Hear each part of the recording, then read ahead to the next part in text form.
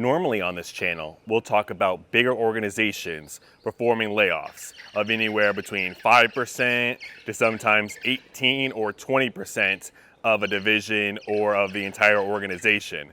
But today, I want to talk about a genetic biotechnology startup that is firing all of its employees coming up soon.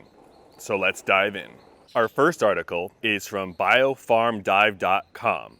And as always, all the articles I reference will be listed down in the description below. I'm just going to go over the highlights and how it pertains to our conversation for today. And the headline is, Tome Biosciences to lay off over 100 employees. And it says the buzzy startup has been exploring strategic options as funding woes have forced it to scale back operations. And that seems to be the buzzword lately of reorganizations, of downsizing, of layoffs. It's strategic options. The options are never to be creative and figure out how to make more money. The options are how many people can we lay off and still keep the business afloat.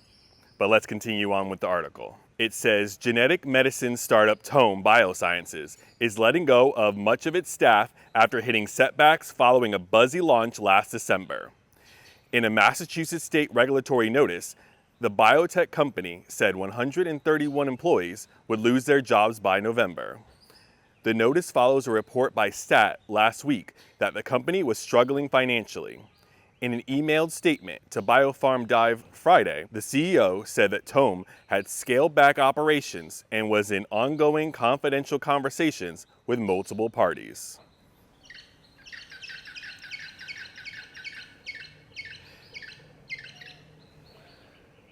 The layoffs represent essentially all of the company's staff, the CEO told Endpoint News in an interview that Tome had about 130 employees.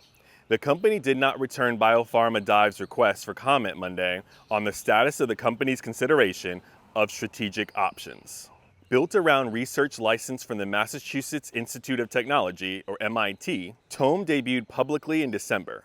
By that time, the company had raised $213 million from a group of notable investors. Its goal was to advance gene editing technology that, in theory, could bypass challenges common to existing methods. Tome's technology was meant to insert genetic material, even large sequences, anywhere in the genome without causing off-target damage.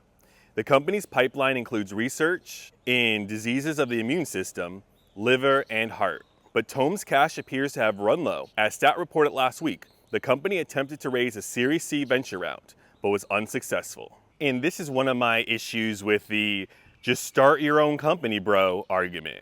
So you have a company, I'm sure the CEO is very, very smart. He's obviously well connected, and he's able to get 130 employees. He's able to raise $200 million from all of these investors, and he's still going to have to close up shop.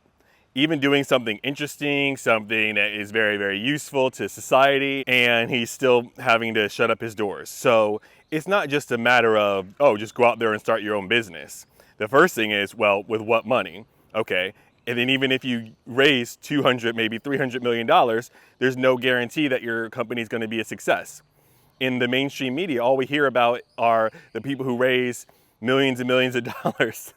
And then usually it's scams, Ponzi schemes, things of that nature, and sometimes they end up in jail. But even if you're honest, just because you have $300 million doesn't mean you're going to be a success. So starting a business is not for everyone, and even for the people who fail, start again, I mean, it's still not as easily as just start your own business if you get laid off. That can't be the only solution.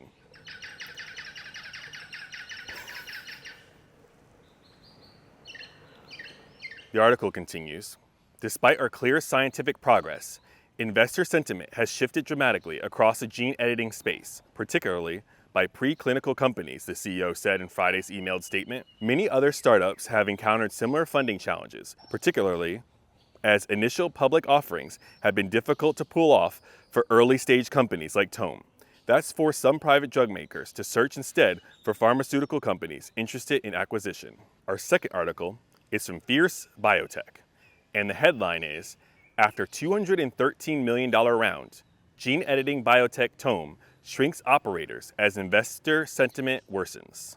And the article says, After raising $213 million in 2023, one of the year's largest private biotech rounds, Tome Biosciences is making cuts. A Tome spokesperson told Fierce Biotech in an emailed statement, "The company is operating at reduced capacity, maintaining core expertise, and we are in ongoing confidential conversations with multiple parties to explore strategic options." The gene editing biotech shrinkage was first reported by Stat. One person with knowledge of the situation told the publication that Tome is seeking a buyer, while another anonymous source told Stat the biotech is still considering several options to keep running. Tome unveiled at the end of last year with a whopping $213 million in a combined Series A and B round. The biotech, with financial backers, including a 16Z, Arch Venture Partners, and GV, touted a plan to welcome in a new era of medicines.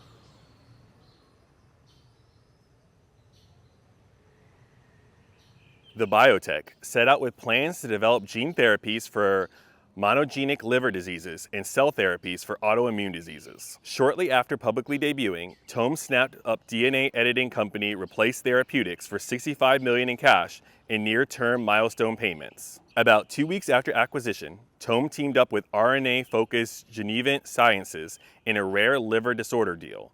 The new biotech offered Genevant up to $114 million in biobucks. The biotech shared preclinical data at the American Society of Gene and Cell Therapy annual meeting in May. It was there that Tome revealed its lead programs to be a cell therapy for renal autoimmune diseases. Investments into the cell and gene therapy space have slowed of late, with leading biotech's assets requiring more time to advance, according to PitchBook. Major pharmas have gravitated licensing efforts to late-stage assets with a particular focus on antibody-based therapies and antibody-drug conjugates, while cell and gene therapy partnerships decline in aggregate value, according to a July report from JP Morgan.